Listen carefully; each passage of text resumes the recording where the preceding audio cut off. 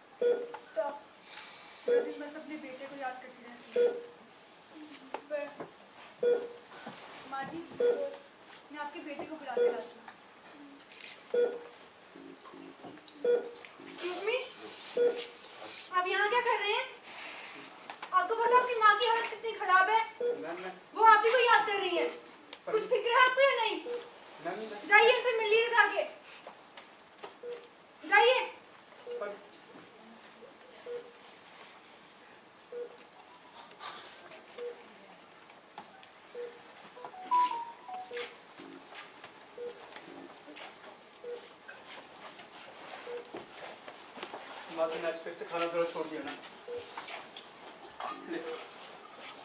मैं खिलाता हूँ। खाओ मम्मा, खाना खाओ। मम्मा, जब मैं बचपन में खाना नहीं खाता था तो तू जबरदस्ती खिलाती थी ना। मैं खिला रहा हूँ तो खा लेना। खा ले मम्मा।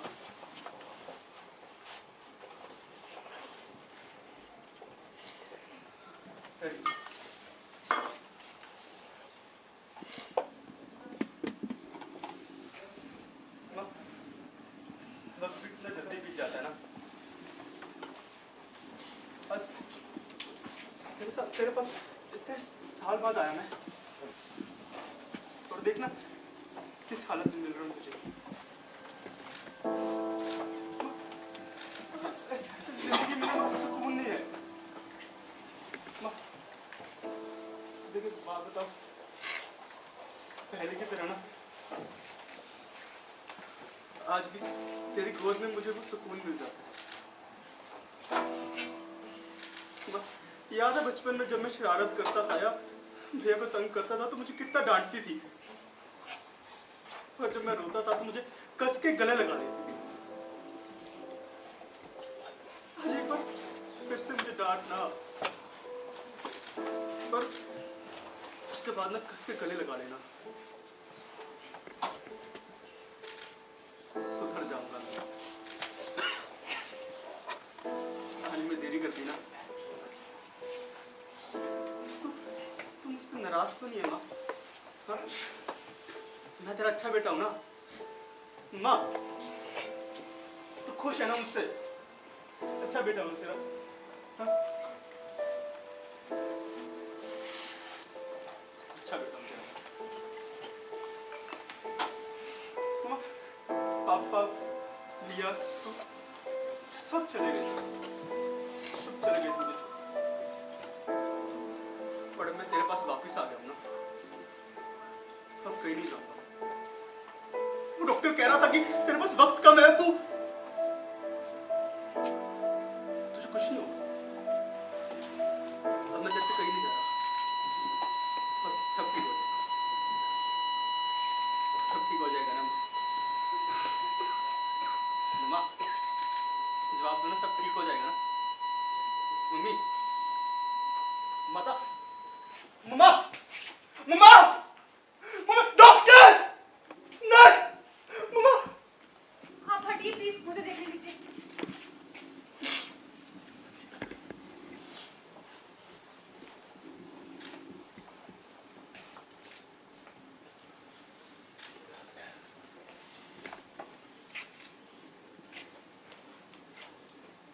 I'm sorry, she is no more.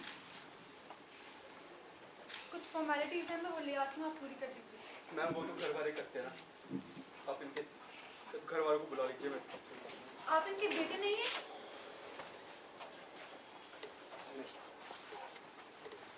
Excuse me.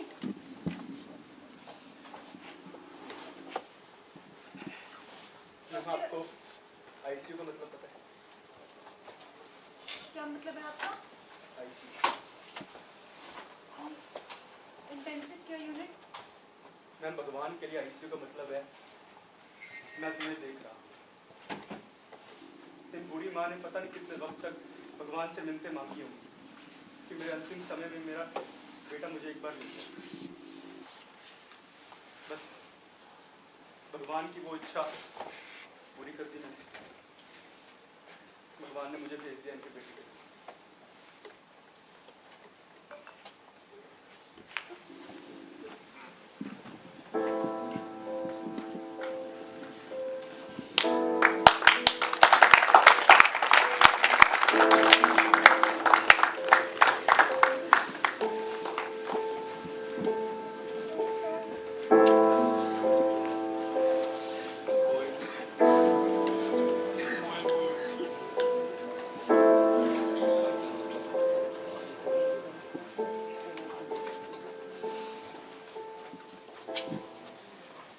हाय, कैसे हैं आप सब? मैं पूजा। क्या? यहाँ क्या कर रही हूँ? लेकिन आप ही बताइए ना कि मैं और क्या करूँ? एक यही तो जगह है जहाँ पर मुझे कुछ देर के लिए तो शांति मिलती है, वरना जब देखो कोई ना कोई मुझे बस सुनाता ही रहता है। कभी पूजा ये मत करो, कभी पूजा वो मत करो, कभी ऐसा मत करो, कभी वैसा मत करो। पता नहीं इन लोगों को क्या प्रॉब्लम है मुझसे। कभी मेरे कपड़ों को लेके, कभी मेरे बालों को लेके, और कभी कभी मेरी आदतों को लेके।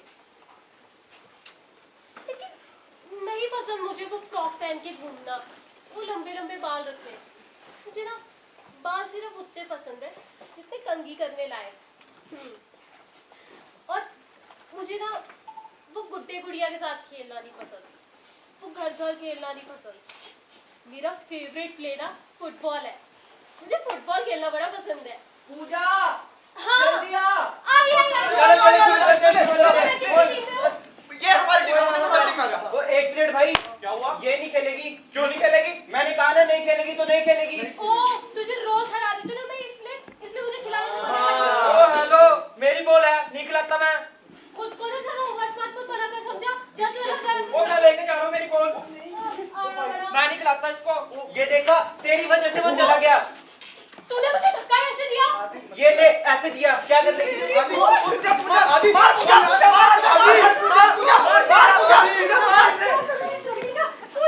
दे। आप, तुझे मैंने मना किया था ना। आंटी आप इसे क्यों डांटते हो? लेकिन मम्मा वो चीटिंग कर रहा था। आंटी इसकी कोई गलती नहीं है। चुप रहो तुम मेरी बात सुनती क्यों नहीं है पूजा? पर मम्मा मेरी क्या गलती है? आप एक बार बस कर पूजा, बस कर। तुम घर जा, तुझे हाँ मम्मा।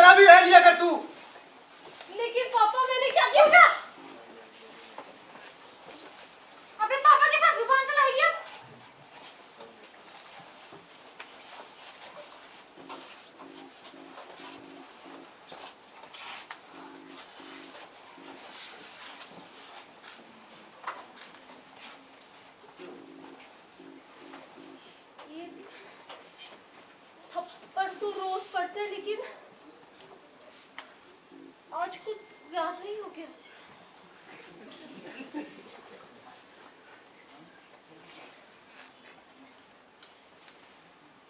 लेकिन इसमें मेरी क्या गलती थी? सिर्फ खेलने ही तो गई थी मैं।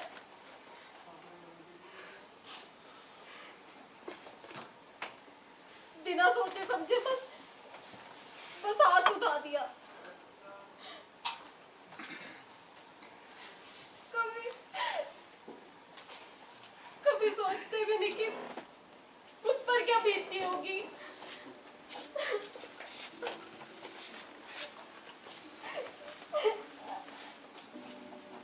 मुझे नहीं रहना इनके साथ, मुझे बस हाथ पे चले जाना है।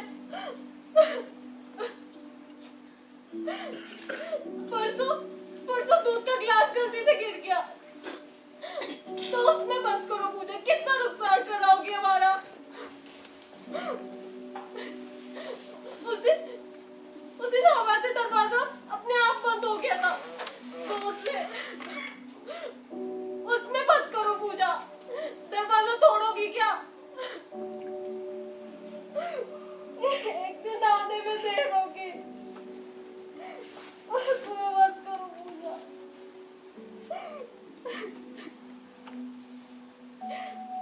लेकिन ये लोग नहीं समझ सकते क्योंकि जिस पैर में जूता पहना होता है ना, उसी पैर को पता होता है कि जूता कहाँ काट रहा है।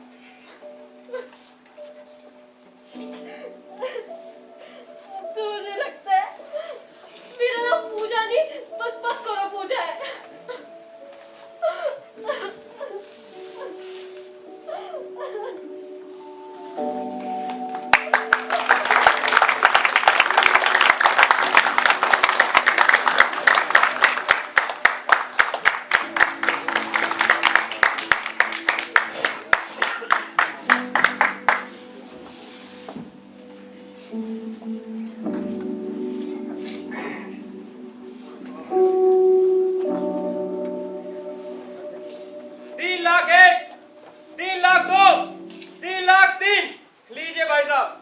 गाड़ी भी आपकी हुई।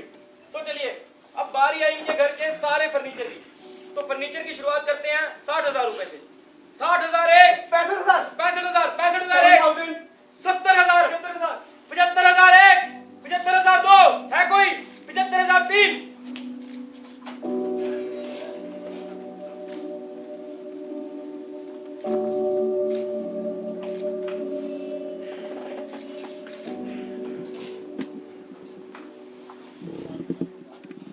मैंने कभी नहीं सोचा था मेरी आंखों के सामने मेरा घर नीलाम होगा। मैंने सारी उम्र बहुत ही मेहनत से कमाया है, पर ये कर्जा नहीं दे पाया।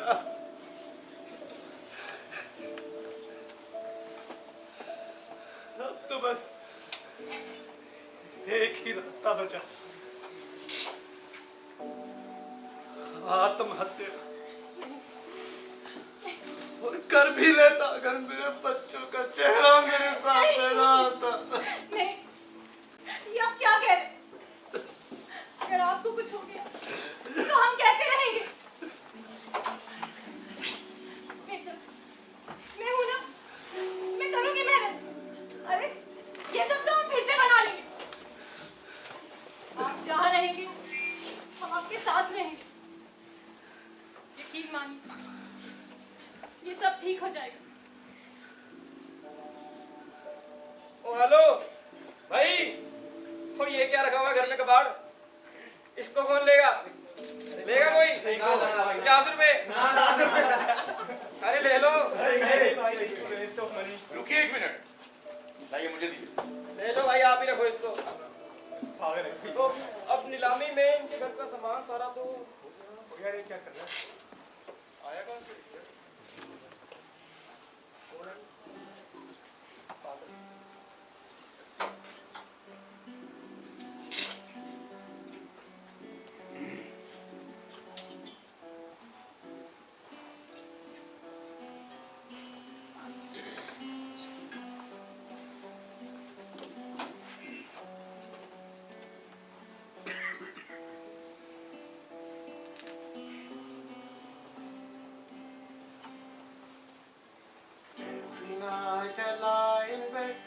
brightest colors fill my head. A million dreams are keeping me awake. I think of what the world could be, the vision of the one I see. A million dreams is all it's gonna take. A million dreams for the world we are gonna make.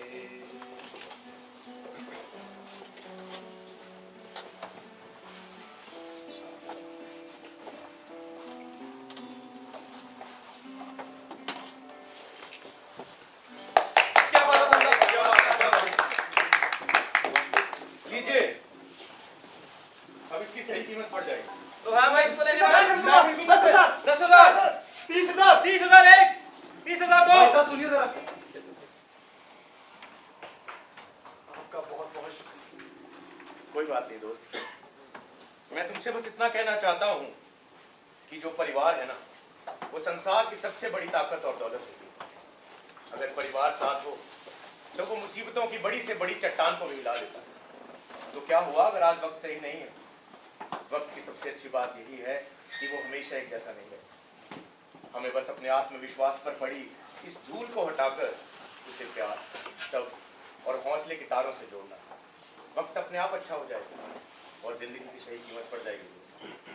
ठीक है।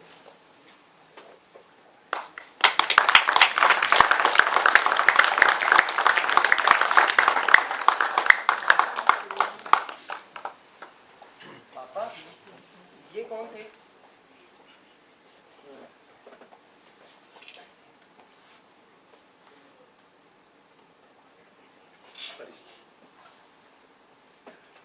पापा, अब हम इससे भी अच्छा घर बनाएंगे। जरूर बनाएंगे, जरूर बनाएंगे।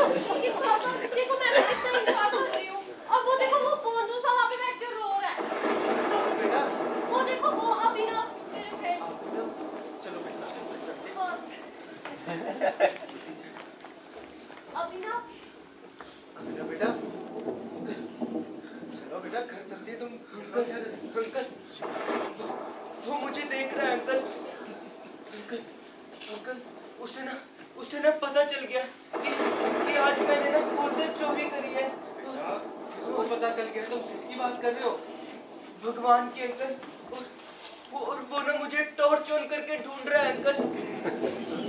उसे पता चल गया कि मैंने आज स्कूल से चोरी करी है। इसको पता चल गया। तुम्हें पता है बेटा, जब कोई उसके सामने अपनी गलती मानता है बेटा, वो सबको माफ कर देता है। हाँ। अंकल, क्या भगवान ने मुझे माफ कर दिया होगा? हाँ बेटा, हाँ, तुम्हें भगवान ने माफ पक्का कर दिया होगा बेटा। बेटा देखो मौसम खराब हो रहा है बेटा, चलो ना घर चलते हैं। चलो बेटा तुम्हें माफ कर दिया होगा। चलो चलो चलो।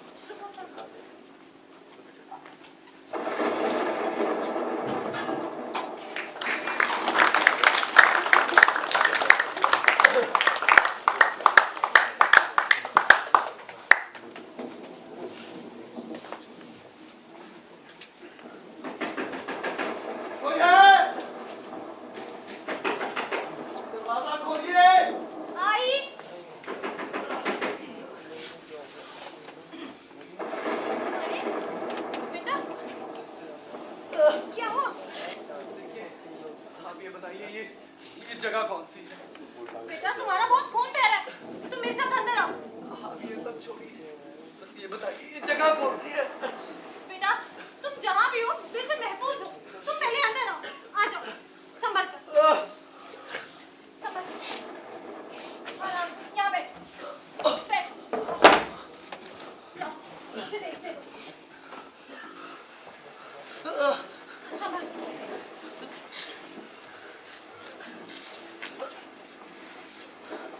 या अल्लाह, तुम तो गोली लगी।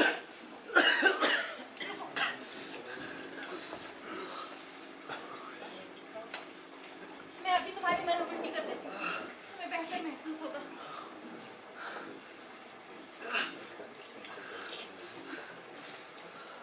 किस्मत अच्छी है मसरूदार, गोली बस छूकर निकल गई। घाव ज्यादा गहरा नहीं है, जल्दी भर जाएगी। वैसे एक बात बताओ, तुम यहाँ कैसे आ पहुंचे? आपको तो पता ही है बाहर के हालात कितने खराब हैं। समझ बस जंग में गोली लग गई और मैं अपनी टुकड़ी से बिछड़ गया और बस बलूचिस्तान ढूंढते ढूंढते यहाँ पहुंचा। आशा करता हूँ सुरक्षित ही हूँ।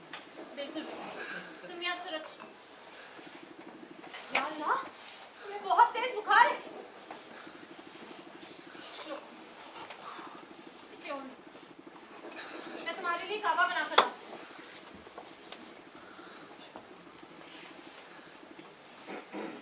आप यहाँ अकेली रहती हैं?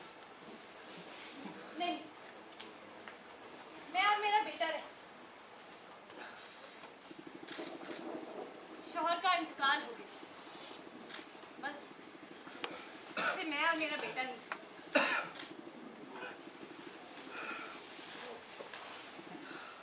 हाँ, बहुत अच्छी है। इंसान ही इंसान के काम आता है, और फिर वो इंसान ही क्या जो किसी के काम ना आ सके। कौन है? घबराओ नहीं, मेरा बेटा होगा। हाँ, तुम आराम करो, मैं आती हूँ। अब्बास, अम्मी, अब्बास, अम्मी आप इधर आइए। अब्बास। अम्मी, दुश्मनी मुल्क से एक हमारा सिपाही भाग के आ चुका है। आप खिड़की दरवाजे बंद रखना। अब्बास, क्या हुआ? अब्बास, वो अंदर है। इधर है? अब्बास से क्या आपने उसने आप अपने घर में पनाह दे रखी है? अब्बास मेरी बात मम्मी, सुनो। आप- अब्बास सुनिए। अब्बास, अब्बास, नीचे करो इसे। बेटा, नहीं। नीचे करो इसे। अम्मी आप हटिए, ये हमारा दुश्मन है। अब्बास, ये हमारा दुश्मन नहीं है। देख उसे, वो भी किसी माँ का बेटा है, और ये तेरी जंग का मैदान नहीं है, हमारा घर है। ये मेरा बेटा है, तुम अंदर पीछे करो। अब्बास, अब्बास, क्या इसे मार कर तू ये जंग जीत जाएगा? बोल। नहीं बेटा, नहीं। अगर कुछ खत्म करना ही है तो इस दुश्मनी को खत्म कर, दुश्मन को नहीं।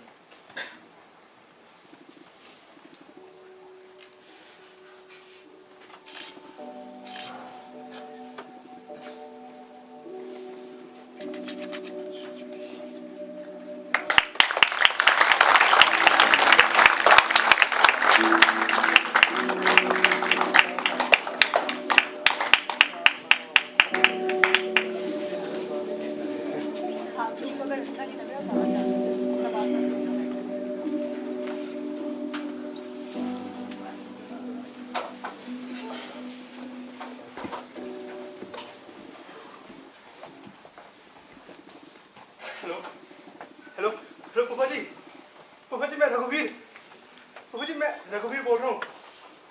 फूफा जी पापा की तबीयत बहुत खराब हो गई है। डॉक्टर ने जवाब दे दिया, आप प्लीज आकर उनसे मिल लीजिए। आप इतने वक्त से उनसे नाराज है, अब तो गुस्सा थूक के आ जाइए। हेलो हेलो फूफा जी हेलो।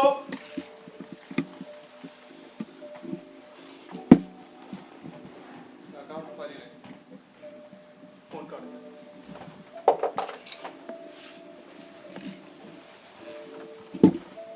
वैसे किसी ने पुरुषोत्तम से बात की? हाँ भैया, फ्लाइट लैंड हो चुकी होगी उसकी, आता ही होगा। रघुवीर, ऐसे समय पे भी वो जल्दी नहीं आ सका? आ जाएगा भैया।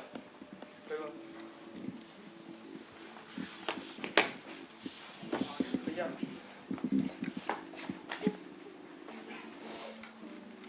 क्या हुआ पापा को?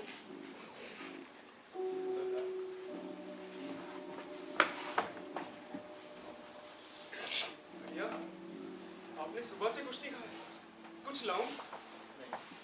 भाई आपकी तबीयत खराब हो जाएगी, मैं कुछ बना के लेके आता हूँ। नहीं रघुवीर, रहने दो। बस आज की ये रात किसी तरह निकल जाए। भैया पापा कुछ बोल क्यों नहीं रहे भैया? पापा की तबीयत इतनी खराब है भैया, और पापा कितने कमजोर हो गए हैं, कुछ खा भी नहीं रहे क्या? 3 दिन हो चुके हैं, ना कुछ खा रहे हैं ना कुछ पी रहे हैं। तो किसी बड़े डॉक्टर के पास चलते ना उनके इलाज कराने। तुझे क्या लगता है मैंने अपना फर्ज नहीं निभाया? अरे शहर के बड़े से बड़े हॉस्पिटल में लेके गया उन्हें, बड़े से बड़े डॉक्टर के पास दिखाया, सबने जवाब दे दिया और कहा कि बस सेवा करूंगी। देखते हैं अब इन सांसों की जब में पापा जीते भैया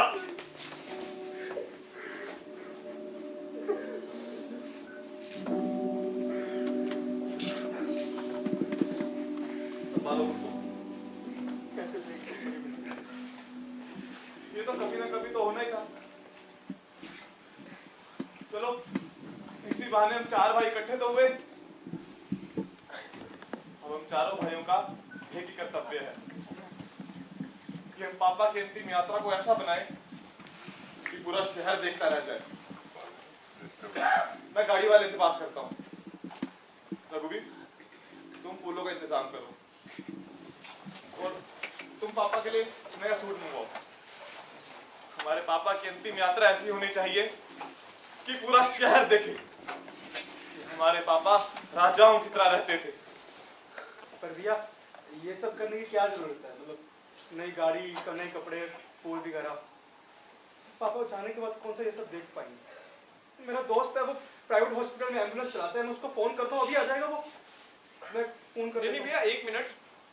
प्राइवेट अस्पताल से एम्बुलेंस की क्या जरूरत? भैया हम किसी सरकारी अस्पताल या किसी डिस्पेंसरी से वैन बुलवा लेते हैं ना, कम खर्चा होगा। बात तो सही है। हाँ शर्म आनी चाहिए भैया, 4 बेटों के बावजूद भी पापा एम्बुलेंस में जाएंगे। लोग क्या कहेंगे कि घर में 4 बेटे और अपने बाप को कंधा नहीं दे पाए। मैं कहता हूँ भैया, पापा की अंतिम यात्रा हम अपने कंधों पर करना, और ये दुनिया के लिए भी एक मिसाल होगी। तुम सही कह रहे हो रघु। हम पापा की अर्थी अपने कंधों पे लेके जाएंगे। भैया शमशान घाट पीछे ही है, हम शॉर्टकट लेके चले जाएंगे। बाबूजी, बाबूजी आप अंदर चलिए।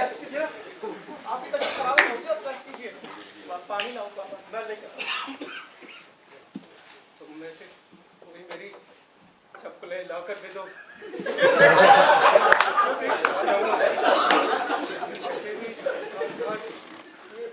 पार करके ही जरूरत है।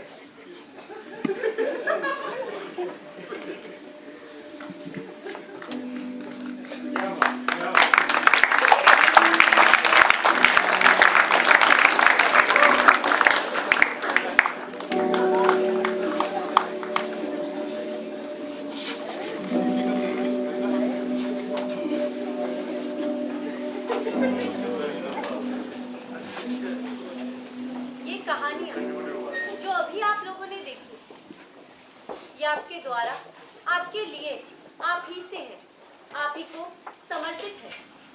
कहानियां हमें हर बार कुछ नया सिखा देती हैं, हर बार चीजों को एक नए नजरिए से देखने के लिए मजबूर कर देती हैं। सच कहूं तो कहानियां एक बहुत बड़ा स्रोत है मानव जीवन को निरंतर बेहतर बनाने के लिए। और अंत में मैं बस यही कहना चाहूंगी कि आपको जब भी मौका मिले, जब भी वक्त मिले, तो कहानियों को पढ़िए, क्या उन्हें सुनिए। ज्यादा कुछ नहीं तो वक्त ही अच्छा गुजर जाएगा। धन्यवाद।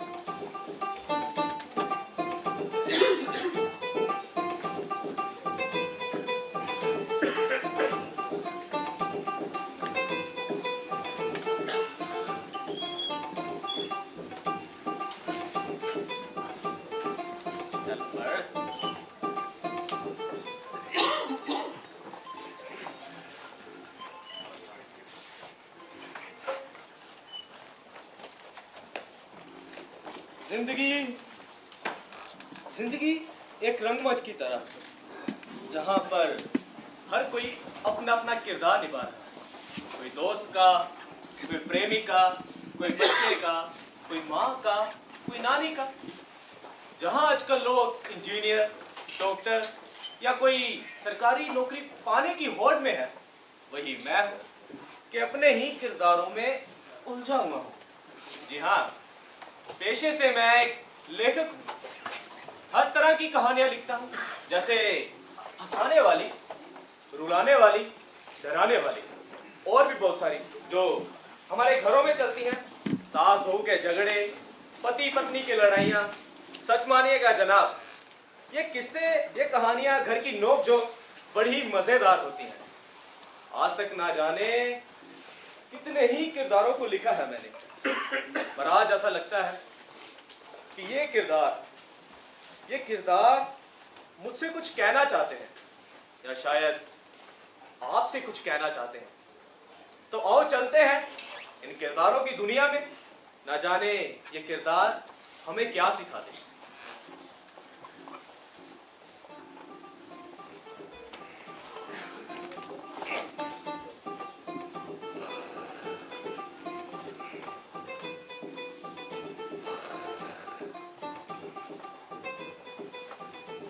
पैसा पैसा, बड़ी गाड़ी, बड़ा घर।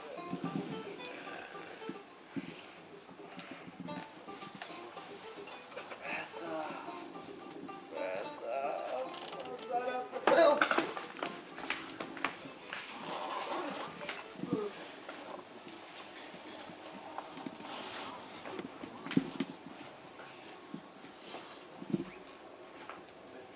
और पोटली मल, क्या हाल है? कौन? अरे पहचाना नहीं, चूना कुमार। कौन चूना कुमार? अरे तुम्हारे बचपन का दोस्त, जिसकी चड्डी की जेब से तुम सिक्के चुराया करते थे, आया याद? आ गया, याद आ गया। पर तुम तो शहर चले गए थे ना, बिजनेस करने। आजकल कहाँ हो यार? यहाँ पे भूत भूत भूत, अब्बा अब्बा बचाओ, भूत भूत भूत भूत। भूतनी के भूत नहीं, कंकाल। क्या मेरे पापों का घड़ा भर चुका है? क्या तुम मुझे यहाँ लेने आए हो? नहीं, बताने आया क्या? कि जिस समुद्र में तुम तैर रहे थे, उसका अंत ऐसा है। कैसा? मैं भी समुद्र में तैरा करता था। महंगे रेशमी कपड़े, सोने के आभूषण, और समाज में टिप टॉप दिखने के लिए मैंने बहुत खर्चा किया। और जानते हो मेरी मौत कैसे हुई? एक जल दुर्घटना में। मेरा शरीर किनारे आ लगा, मेरे शरीर को गिद्ध नोच कर खा गए, और जिस दिमाग में पैसा पैसा पैसा पैसा पैसा पैसा चलता था, वो कुछ ना कर सका। तो अब मुझे क्या करना चाहिए? अरे बेवकूफ आदमी, समाज की भलाई कर, अपने परिवार को संभाल, बच्चों को अच्छी शिक्षा दे, और इस पैसे की मानसिकता से जरा बाहर निकल, वरना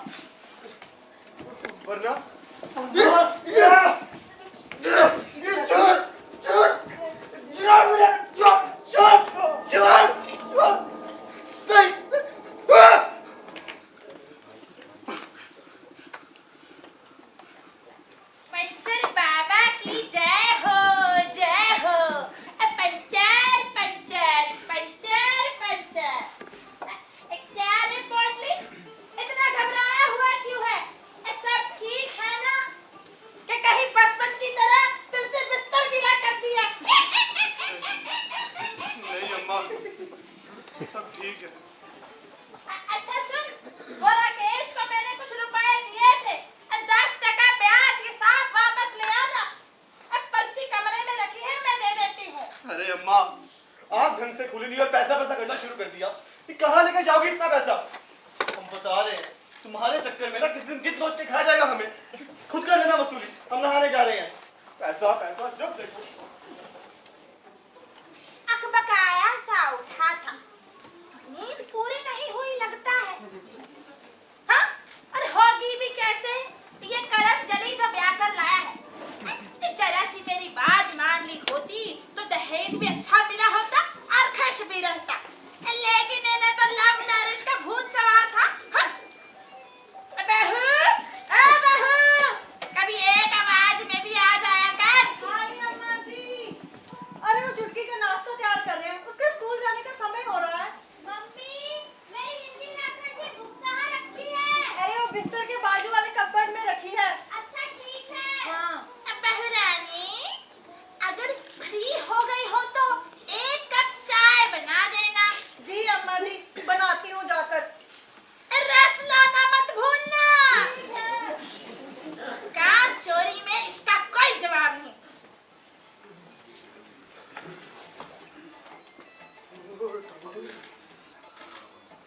बड़ी जल्दी में लग रहा है, कहीं घर में लाया कुबेर यंत्र तो काम नहीं कर रहा। कहाँ जा रहा है पोटली? अरे कोई यंत्र मंत्र काम नहीं कर रहा अम्मा, काम पर जा रहे हैं। और ये क्या सुबह सुबह पोटली पोटली लिखा कर रखा है? तो क्या मल बोलूं?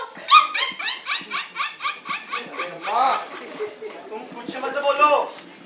कम से कम हमारा नाम तो ढंग का रख दिया होता। ड्राइविंग लाइसेंस, आधार कार्ड, पैन कार्ड बनाने वाले बिना पोटली पोटली बोल के हंस रहे थे। अरे कब चिंता सही है हमने जिंदगी में, तुम भी सुबह सुबह शुरू हो गई। अरे नाराज क्यों होता है? ये तो तेरे पिताजी की इच्छा थी। अच्छा सुन, एक बार पंचर बाबा के दर्शन कर। बड़े बड़े लोग उनके भक्त हैं। क्या पता तेरी जिंदगी की निकलती हवा में वही पंचर लगा दे। अरे अम्मा, नहीं लगवाना कोई पंचर मंचर। ये बताओ वो छोटा सा कहाँ रखा है जिसपे तुम ये लिखती रहती हो? कैलेंडर। हाँ, कहाँ रखा है? वो रखा किताब के नीचे। हमेशा तो अपनी ख्याति के साथ लगा कर रखी हूँ किताब के नीचे।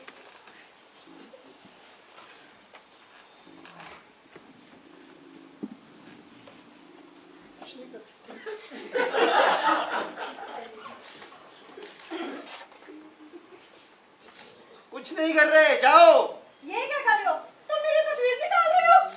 अम्मा जी, देख रही हूँ जो तुम अपने बेटे को भड़का रहे हो। पति और पत्नी के बीच हमेशा फांसी झगड़े का कारण बनती है। और तुम तो बहुत बोलते हो कि मैं तुमसे बहुत प्यार करता हूँ। क्या यही है तुम्हारा प्यार? सारा दिन अपना शरीर तुड़वाते रहो ताकि इनको कोई दिक्कत ना हो। और पति तुम्हारी तस्वीर तक निकाल रहे अपने पर्स से। वाह मोटे मलवा, देख लिया तुम्हारा प्यार। मेरी अम्मा ठीक ही कहती थी, इस बंदे से मेरे को शादी नहीं करानी चाहिए थी। अरे भगवान, रोना बंद करो, ऐसा कुछ नहीं है। तो मेरी तस्वीर क्यों निकाल रहे हो? अरे रात को बस एक छोटा सा सपना देखा, उससे कुछ एहसास हुआ इसीलिए। अरे ऐसा भी क्या एहसास हो गया जो मेरी तस्वीर ही निकालनी पड़ गई तुम्हें? तुम उठो बहन। देखो, एक ना एक दिन सभी को एक दूसरे को छोड़कर जाना ही है। कोई बीमारी में छोड़ देगा, कोई लालच में छोड़ देगा, और वक्त के साथ सभी एक दूसरे से बिछड़ते जाएंगे। सिर्फ एक ईश्वर ही है जो आप सबके साथ रहेंगे, चाहे आप अमीर हो या गरीब, जवान हो या बूढ़े, वो आपका साथ कभी नहीं छोड़ेंगे। बस इसीलिए उनकी तस्वीर अपने पास रख रहा हूं। है? इधर का देख, कैसी बहकी बहकी बातें कर रहा है। तबीयत तो ठीक है ना तेरी? अरे मैं बिल्कुल ठीक हूँ अम्मा, काम पर जा रहा हूँ, देरी हो रही है। देखो मारना शुरू कर देती हो। चप्पल कहाँ है हमारी? बाहर रखी है। तो बाहर रखनी होती है, देरी हो रही है।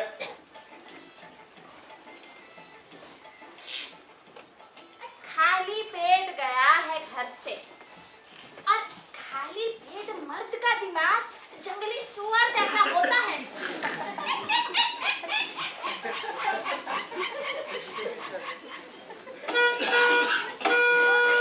मेरे फूल का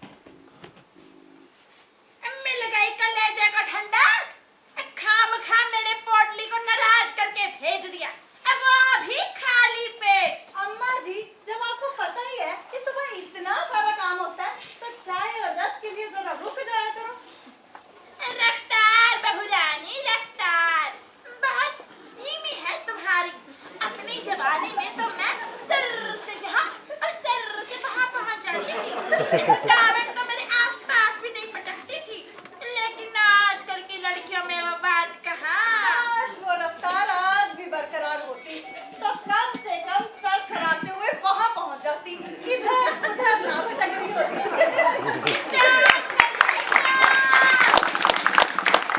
अगर मेरी पूजा का समय ना होता तो बताती।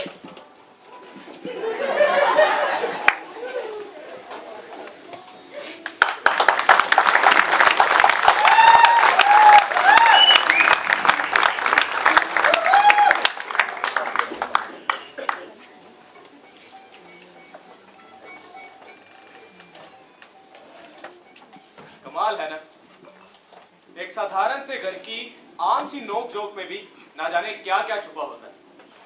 पैसों के पीछे भागने वाला ये पोटली मल जहां अपने नाम से परेशान है, वही वो अपने सपने से इतना घबराया हुआ है कि उसने अपने बटुए में से अपनी पत्नी की तस्वीर को निकालकर भगवान की तस्वीर को उसमें रख लिया।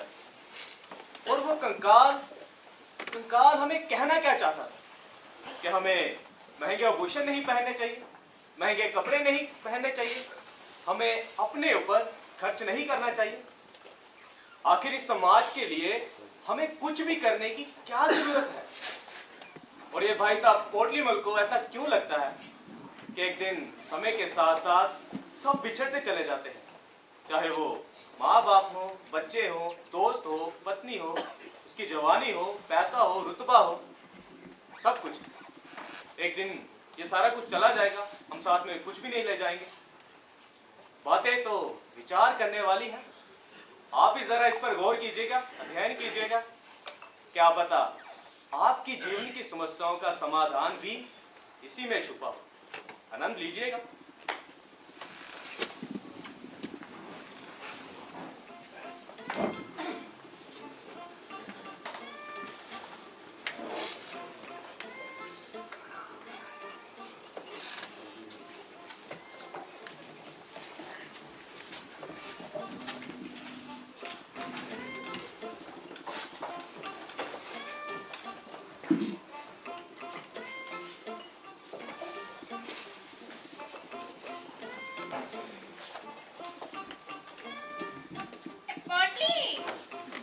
तुझे पता है ना, बड़े बुजुर्गों की बात हमेशा माननी चाहिए।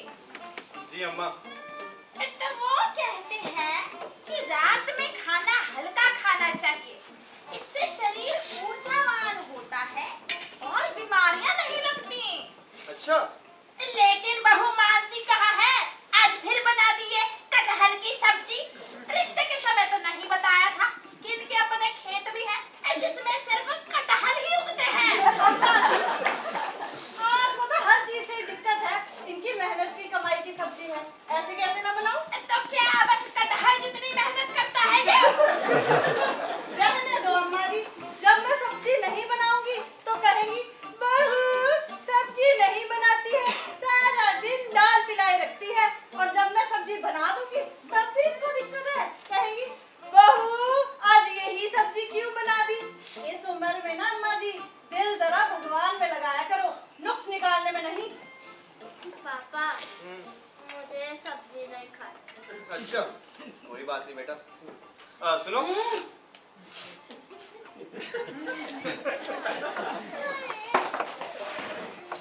चुपचाप खाना खाओ और फिर होमवर्क करने चलो, ज्यादा नखरे करने की जरूरत नहीं है।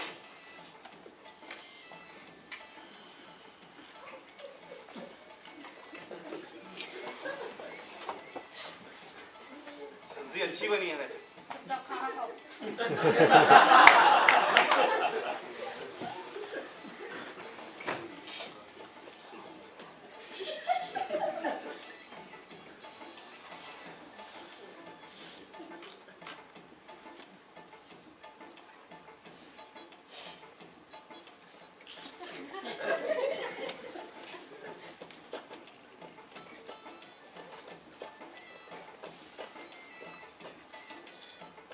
अम्मा तुम्हें अच्छी लगी?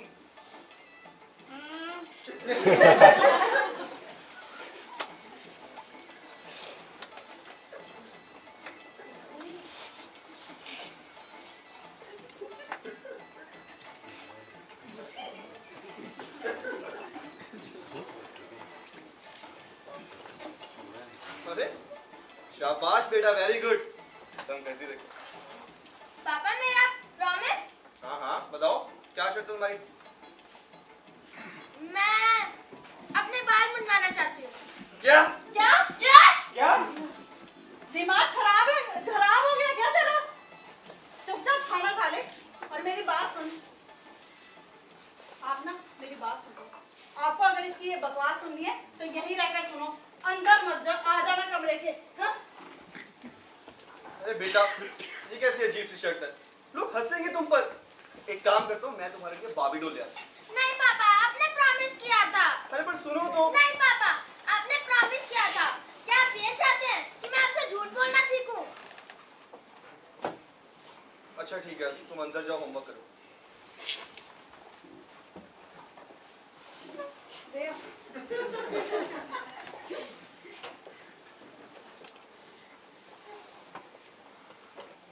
पोटली? ए पोटली, लगता है कोई बुरा साया पड़ा है हमारे छुटकी पर। मैं समाधान लेकर आती हूँ। अरे इस समय कहाँ जा रही हो अम्मा? पंचर बाबा के आश्रम में। इतनी रात को? आश्रम सर्विसेज अवेलेबल 24/7।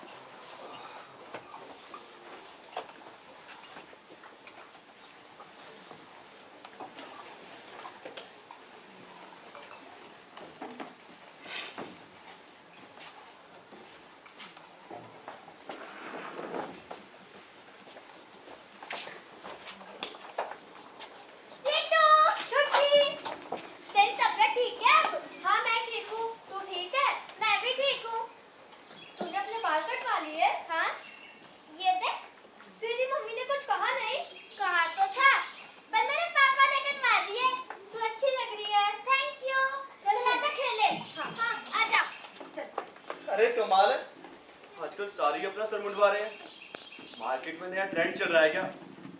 मैं भी कटवा लूं, अच्छा लगूंगा क्या? चिंटू, हाँ मम्मी, ध्यान से खेलना, चोट मत लगा देना, ठीक है? नमस्ते बहन जी। नमस्ते, आप? मैं छुट्टी का पापा। आइए। अब बहन जी एक बात बताइए, ये आपके बेटे ने सर क्यों मुंडवा लिया? आजकल मार्केट में नया ट्रेंड चल रहा है क्या? अरे नहीं भाई साहब, दरअसल मेरे बेटे को लुकीमिया हुआ है और उसकी कीमोथेरेपी करवानी पड़ती है, जिस कारण उसके सर के सारे बाल झड़ चुके हैं। और जैसे जैसे उसके बाल झड़ते गए, उसके दोस्तों ने उसका मजाक उड़ाना शुरू कर दिया। इस कारण मेरे बच्चे ने तो घर से निकलना तक छोड़ दिया था। लेकिन चुटकी और चिंटू काफी अच्छे दोस्त हैं। तो कल चुटकी का कॉल आया था। मैंने चिंटू से प्रॉमिस किया था कि वो अपने सर के सारे बाल उड़वाएगी। कमाल की बच्ची है भाई साहब आपकी। तो दोस्ती में इतना त्याग आज के जमाने में कौन ही करता है। ये ले तेरी टर्न। 1 2 3 4 5 6 7। देख देख ध्यान से, ना आउट हो जाएगा। त्याग एक ऐसी भावना जो शायद ही हमें आम जिंदगी में देखने को मिलती है। आजकल तो दुनिया में देखा जाता है प्रॉफिट और लॉस मुनाफा या घाटा? इंसानों से ज्यादा इंसानियत तो इन किरदारों में जिंदा है, और शायद भावनाओं का असली महत्व भी ये किरदार ही जानते हैं। तो ये थी मेरी किरदारों की दुनिया।